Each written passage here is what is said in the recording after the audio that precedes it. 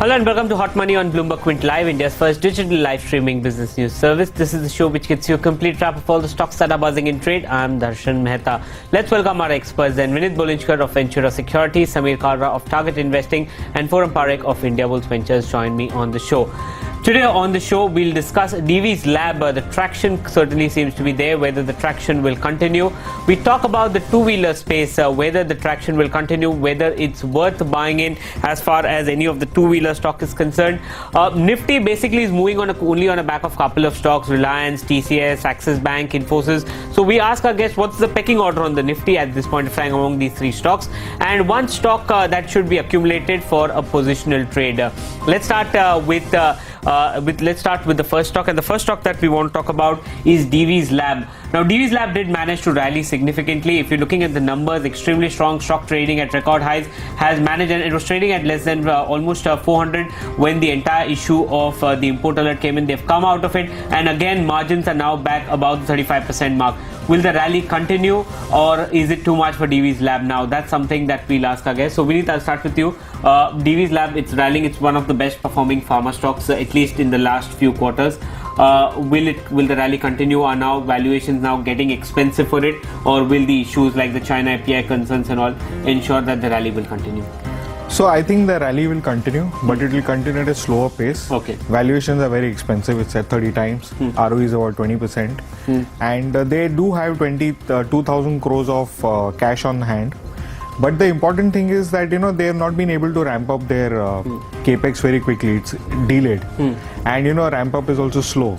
So we will see a little bit of measured growth in the year FY20 and 21 is when the numbers will start coming in. Okay. So I think they'll do about 300 crores of debottlenecking.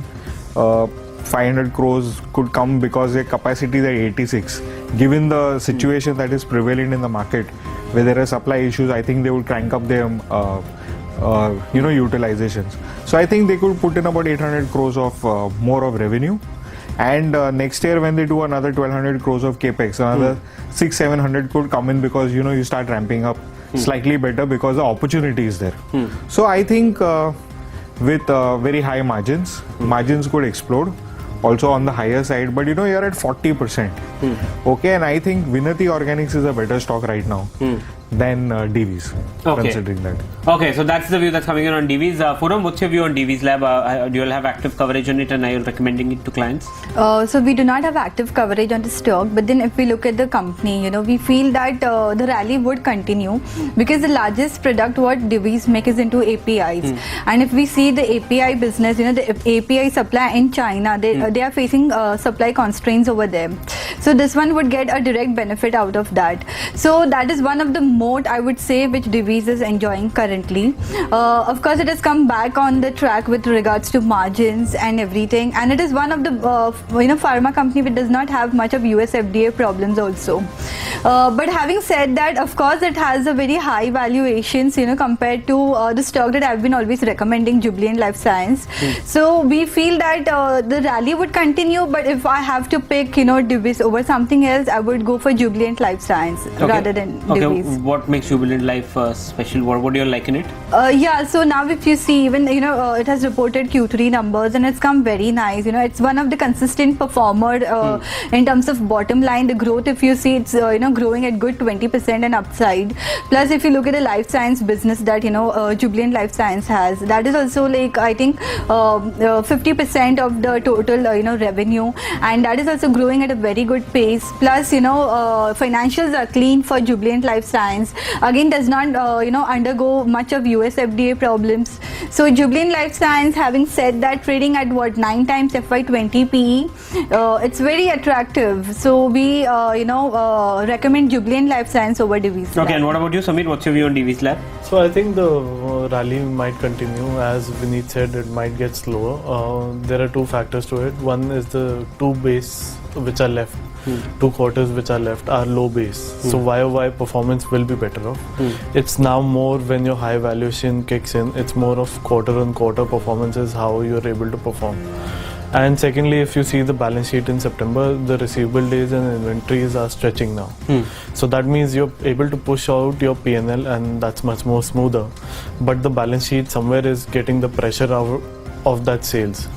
So I think that is a concern for me, and if you already have, keep it with you for a couple of quarters maybe, but I don't think so there's a place to enter right now.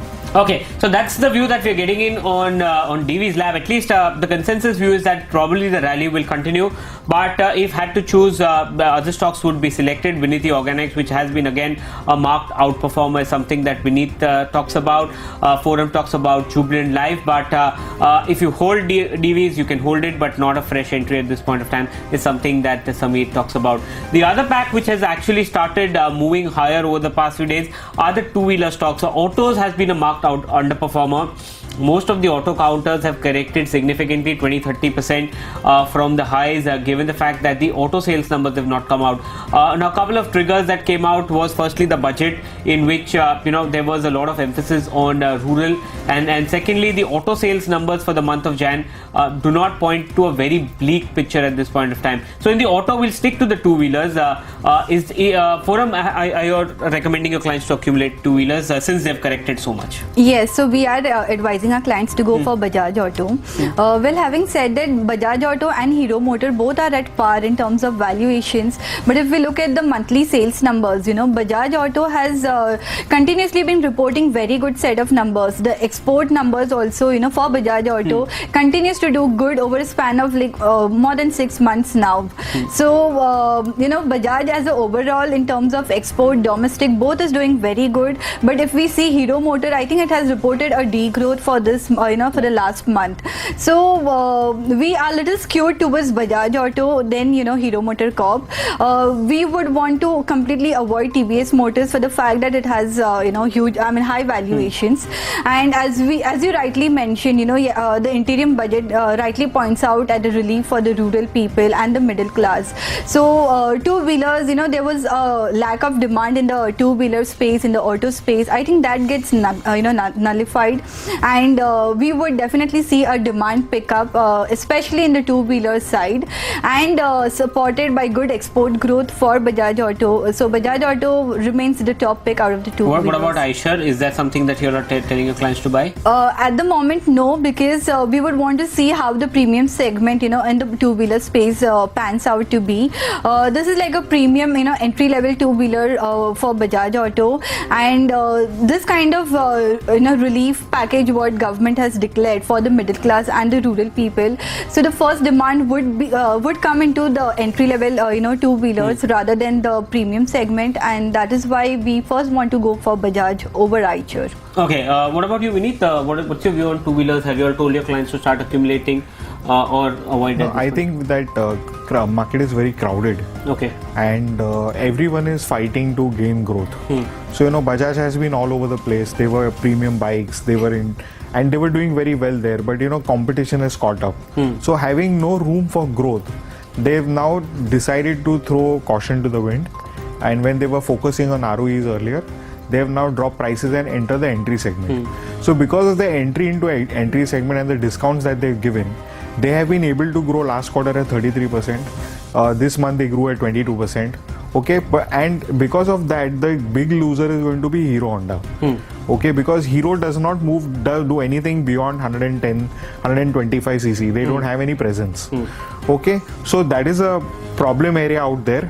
Bajaj needs market share. They're going to see, because they need market share, they're going to go very aggressive on pricing, and then you have negative EBITDA growth. Okay, and although they show 16% PAT growth, that is coming purely from your other income, So, looking on these stocks on a PE basis doesn't look right. If you go and do it on a EV by EBITDA basis, what you're getting is that Hero Honda is at 9 times, Bajaj Auto is at 11 times. And with, I'm seeing slowdown coming in further, and the market is going to get increasingly crowded. So, we think that TVS might be a better play compared to the other two. But TVS valuations are expensive, and their growth has also become negative because of Bajaj dropping prices across the segment. So it's a mess, and I believe that the sector will underperform.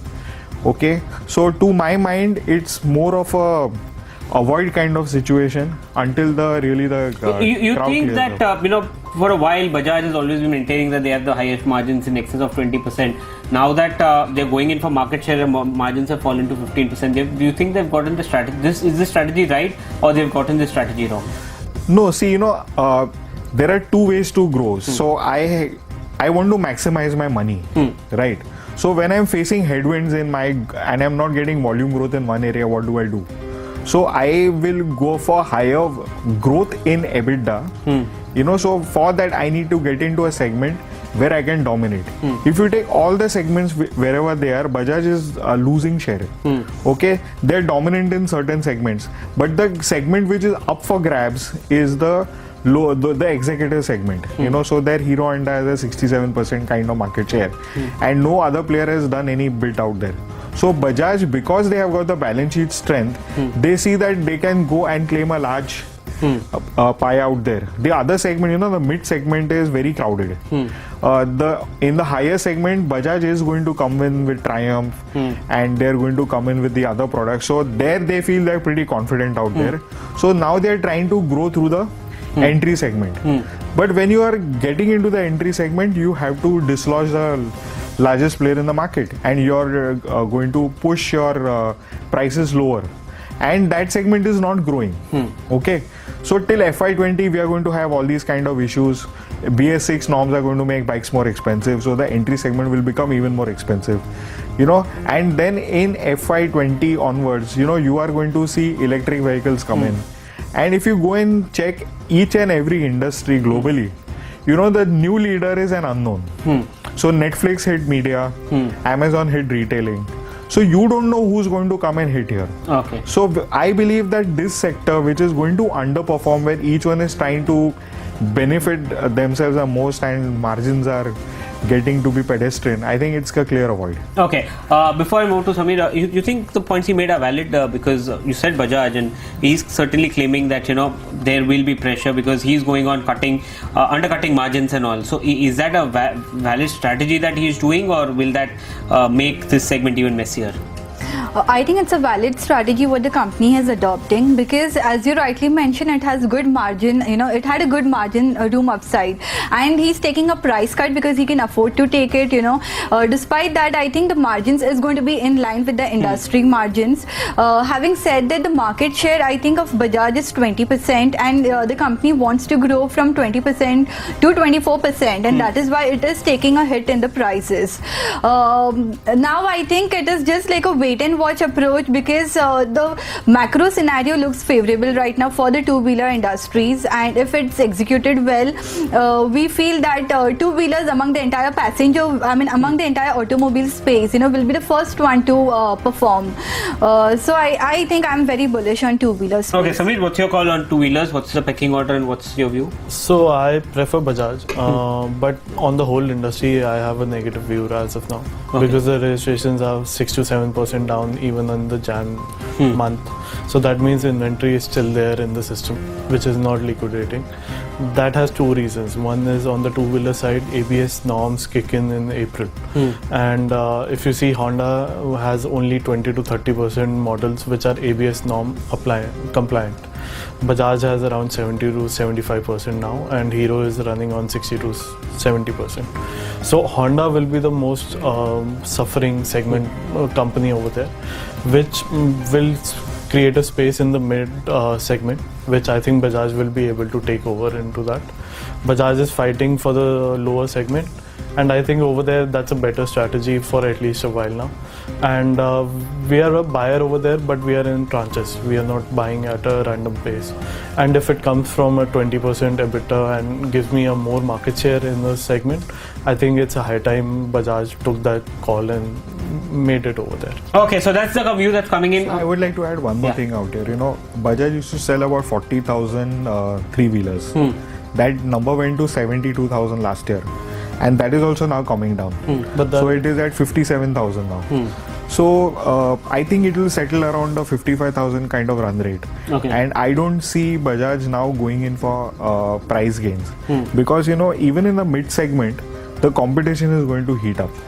So I think the entire segment is a avoid.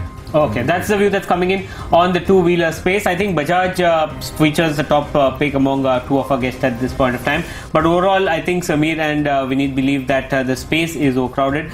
Foram likes Hero and Bajaj at this point of time. Let's move on. And if you see the Nifty, it's very interesting. While the mid-caps and small-cap have gone to the cleaners, the Nifty's managed to hold on. And that's only on account of four stocks. There is Infosys, there is TCS, there is Reliance, and there is Axis Bank. So these four stocks are the only ones that are keeping the Nifty afloat. So we've taken three out of them because Infosys probably what we've spoken remains most of the people's favorite picks. So we've taken Reliance, Axis and TCS. So what's the pecking order on the Nifty? What's the view on these stocks? That's something that we'll ask. What's the pecking order in the three large caps? So for me, TCS, Reliance and Axis. Why? TCS has been always one of our favorites because the cash outflow the investors receive, and it has been a consistent performer over there. And IT is where we believe is now growing on a smaller growth, but the digital revenue and the margins are much higher. So maybe in next 2 years the margins will look much better than what people expect right now. Reliance, the cash flows due to the reduction in capex this year is coming out better. That is getting deployed in the fiber and other capexes, which I think if you're able to create a new market as in a whole, and especially when the media houses are facing these issues, I think Reliance is one place which is diversifying into retail and the telecom space. The Axis we like because of the new management who's coming. The numbers have been settled, but we'll still hold on to next 6 months and see how it goes. And the hiring they've done from Mr. Maheshwari from HDFC Bank. He's come from Federal, but he has an experience of HDFC Bank credit officer. So I think that's a very big positive for us too. Okay, Foram, among the three, which is the top pick that you have among the three large caps? Yeah, so the pecking order would be first Axis Bank, TCS and Reliance. Axis Bank, as we know, that it's just come out, from the mess, and we feel there's a long way to go, given the fact that the new management is going to execute, very well, and that is why we are projecting, that the NPA mess is going to be definitely cleared, and it's trading at very good attractive valuations also compared to the private banks, which are like, highly valued. So we feel that Axis Bank still has a long way to go among the entire stocks that we have for pecking order. Second would be TCS, of course, because it's delivering very good set of numbers. The digital revenue space, I think, is growing at 50% and it's highest in the industry with regards to even Infosys and other IT companies. And as the management has rightly guided that even on a higher base, the digital revenues is going to keep on increasing, which is very good. I think earlier BFSI as a segment had a problem, but now even that is getting resolved, and that is also doing very good. So TCS, though after reporting the 3Q numbers, has rallied almost like 10%, but we still feel that it can rally more 5%, going from here on. So TCS would be the second pick, and third would be Reliance, because Reliance throughout has been rallying quite a lot. And if you look at the petchem business, that has done good, but I don't think so margins have come, margins are flat in the petchem business. Oil and gas segment is not doing that good. The only profit that we are able to see coming out from Reliance is basically because other segments like Jio and the retail business is aiding to the profits. So that is why Reliance would be the third pick. Okay, what about you, Vineet? What's the pick? So my pecking order is Axis, Reliance and TCS. Axis purely because we have seen the first signs of normalization of business. So the NIMs have come back to 3.5. Okay, so what that really means is that the recognition from the right backs is come about. That is number one. Second is, their watch book is still falling off. So the stressed assets, although they're coming off, the NPAs are little bit on the higher side still. So that is one little area that we want to watch. But if you're expecting ROE to climb back to 15% over the next 2 years, and your price to book is about 2.2 times, I think for the franchise that it has got 46% CASA. They're a good corporate plus retail play. I think compared to the other banks like HDFC and all, Here there is a lot of recovery in place, plus there's a new management here, and with a lot of efficiencies within the system itself. Okay. So all that will kind of play out over the next 2 years. So we believe you get the maximum bang for the buck out here. Okay. So you could see about 50% appreciation over the next 18 months. Okay. Axis Is what I'm looking at. I think Reliance, now the play will come in from value unlocking. So you'll see the company want to deleverage. So you go to an asset light model. Your infrastructure in terms of fiber and all could go out. You could get in money. So there are a lot of things that work. And now you become one of the dominant players. And you have got the entire ecosystem in place. So you talk content, you talk fiber, and you talk market share in terms of subscribers. So I think new levers on a new business will keep growing, and you're at 12-13 times ROE. If you become asset light, that will go up. So what will impact is that your multiple, which is lower to the index, can go a premium to the index. Okay. And TCS is a known story. Okay, but it is a tad expensive. It's 20 times FY21. Okay. All things remain good. So given the growth potential of the three stocks, I think that would be my pecking order. Okay, so that's the view that's coming in on the pecking order, and finally we are almost run out of time, so this has to be very quick. One stock that you believe can outperform? We still maintain Petronet LNG. Okay. I think there's a good chance to make 50% money with very, very low risk. And typically the stock is traded at 20 times. So there's a possibility that, over the next 2 years, you could double your money. Okay, Petronet, just a follow-up question. You were quite bullish on Sterlite Tech with what's happened. Are you still holding that positive view? Yes, we are holding a positive view because of 5G and all that is there. The only concern is that, the pledge is too high. Okay. So while the franchise remains consistent and all things are going well, and they're getting into virtualization of your hardware, there's a huge pie that opens up. The only concern is what the management will do with the pledge shares. Okay. What about you, Samir? I'll come to you.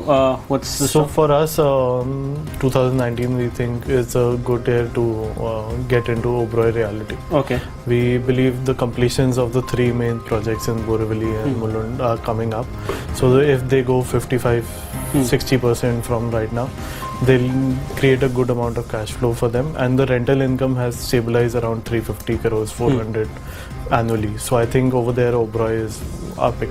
Okay, and Foram, which is the stock that you all are telling your clients? So we are recommending HUL, and we have seen it's delivered very good set of numbers. Even the budget, as we said earlier, has given immense positive, for the consumption team, and the fact that there's going to be a direct transfer of money, via pension on hand and everything. The first thing they're going to go and buy, rural people is going to buy, they're going to buy necessity items, and of course we know that HUL has a rich product portfolio and the steps that it's taking, like for example acquiring a Horlicks brand and all, it's going to give them good synergies by getting them good, new geographies and everything. So we feel that even on a higher base, of course, HUL will be able to deliver a good set of volume growth, and of course we know that the return ratios are very favorable, good management, good financials. Of course valuations are higher, but then I think everything is justifying the premium valuations, the demand, the financial ratios, everything. That is why we feel that HUL can go till 2100, and that is why we recommend strong buy on HUL. Okay, so those are the stocks that are being recommended: Petronet LNG, HUL, as well as Oberoi Realty. Those are the three stocks that we spoke about as far, but we had to cut it short because we are completely timed out. With that, it's a wrap on today's edition of Hot Money. Many thanks to all my guests, Vineet, Foram, Samir. Thank you so much for coming in today. Ask BQ comes up next. Stay tuned to Bloomberg Quint.